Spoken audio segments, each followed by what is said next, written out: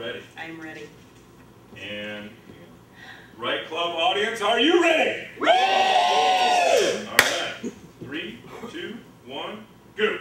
Thank God for doors. Seriously, the shit that goes on behind doors, the shit that can go on because of a closed door, because you are in. My dad used to collect doors. He remodeled homes and collected all kinds of things, but doors were always a big deal.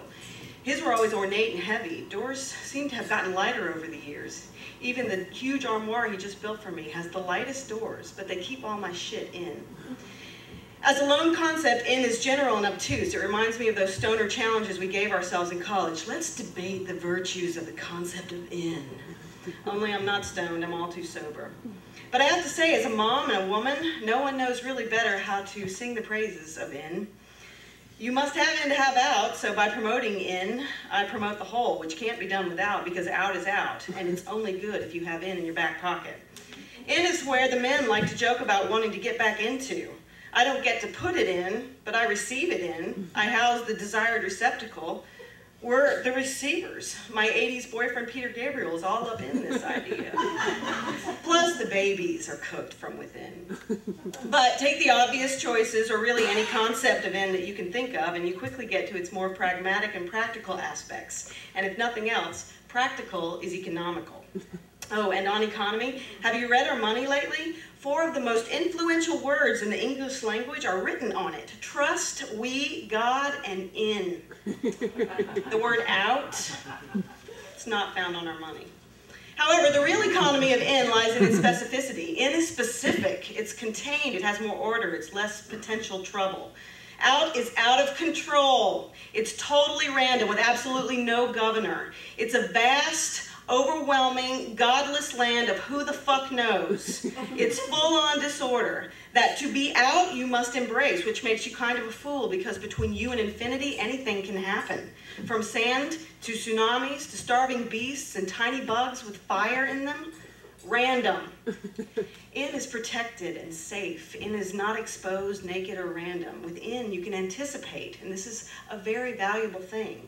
With any version of out comes a shitstorm, and when out, rest assured it's coming your way. And if you're out for a long time with no balance to the in, you probably don't care much for relations, and this can't be good. In is specific, concise, and special. You can make cupcakes. You can organize your clothes by color. You can watch TV. You can vacuum.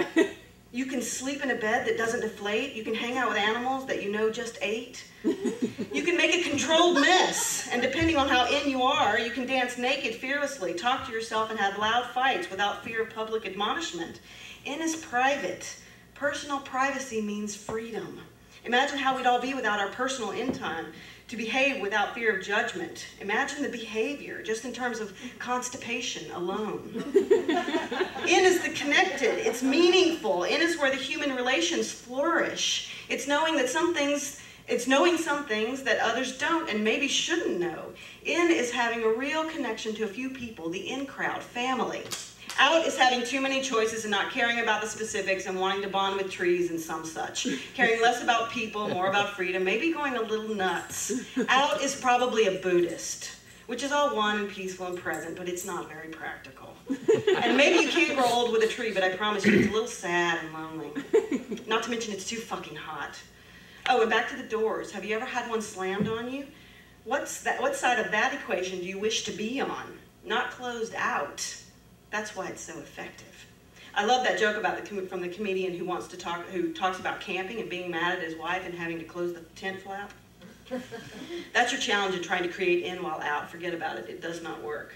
My brat of a nephew likes to do this new thing where he locks his parents out of the house. They live in cold Minnesota. He did it twice on our recent vacation.